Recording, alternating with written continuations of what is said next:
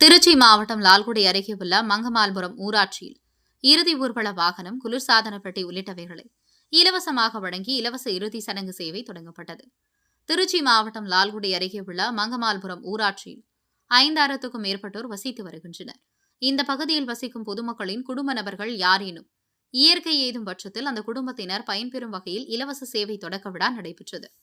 ஊராட்சி மன்ற தலைவி பவித்ரா அருண்காந்தி ஏற்பாட்டில் நடைபெற்ற இந்த விழாவில் இறுதி சடங்குக்கு தேவையான இறுதி ஊர்வல வாகனம், குளிர்சாதன பெட்டி, நாற்காலிகள், பந்தல் உள்ளிட்ட பல்வேறு பொருட்களை ஊராட்சி மன்ற தலைவி சொந்த செலவில் பொதுமக்களுக்கு இலவசமாக வழங்கினார். இதுகுறித்து ஊராட்சி மன்ற தலைவி கூறுகையில், மங்கமால்புரம் ஊராட்சியில் வசிக்கும் பொதுமக்களுக்கு இலவச சேவையாக இறுதி ஊர்வலத்துக்கு தேவையான சொர்க்கரதம், சாமியானா பந்தல், ஃப்ரீசர் பாக்ஸ் உள்ளிட்டவை வழங்குகின்றோம்.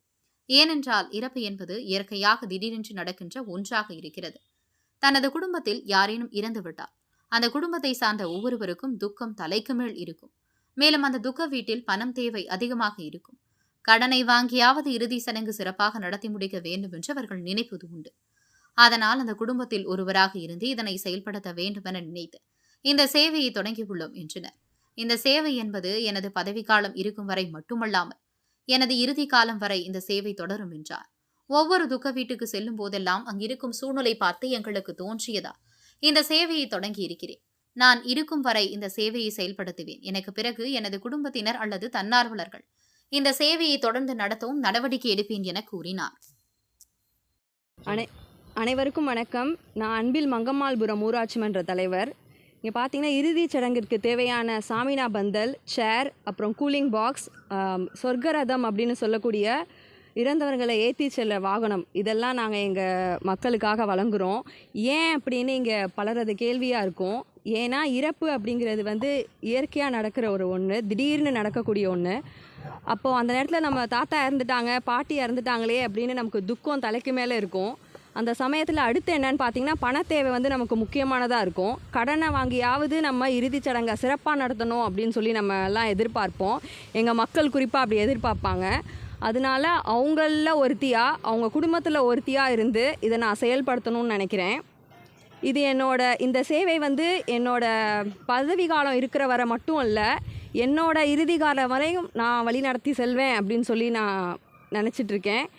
இதுக்கு உறுதுணையாக இருந்த என்னோட கணவர் விடிஎம் அருண்காந்தி அவர்களுக்கு எனது மனமார்ந்த நன்றி. ஏன்னா இப்படி ஒரு எண்ணம் இருந்துச்சு, இதை சிறப்பாக செயல்படுத்தணும் அப்படின்னு சொல்லி இந்த அளவுக்கு கொண்டு வந்தது அவர் தான். அதனால் அவருக்கு என்னோட நன்றி.